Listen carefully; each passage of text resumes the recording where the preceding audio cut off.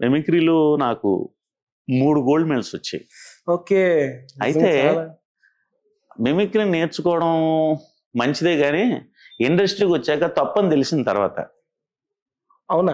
ఎందుకంటే ప్రతి actor voice నేను చేసేస్తున్నాను కదా, వాళ్ళు ఏదైనా సీన్ పేపర్ ఇవ్వగానే ఇక్కడ రాజ్బాబులో మాట్లాడితే ఎలా ఉంటుంది, ఇక్కడ రేలంగ్లో మాట్లాడిస్తే ఎలా ఉంటుంది అని కొన్నాళ్ళు నా యొక్క అవకాశాలు పాడు చేసుకున్నాను.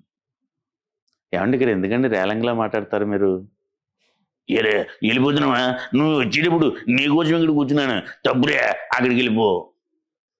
మీ స్వతసిద్ధమైన గొంతు ఉంది కదా అలా ఎందుకు మాట్లాడారు అని డైరెక్టర్లు నన్ను చివాట్లు పెట్టేవారు. అంటే అది వద్దండి, స్వతసిద్ధమైన వయసే మంచిది అని తర్వాత కొంతమంది దర్శకులు నన్ను మార్చారు. మార్చిన తర్వాత ఇప్పుడు నా స్టైలే, రంగస్థలం నా స్టైలే, సినిమా చూపిస్తా మామ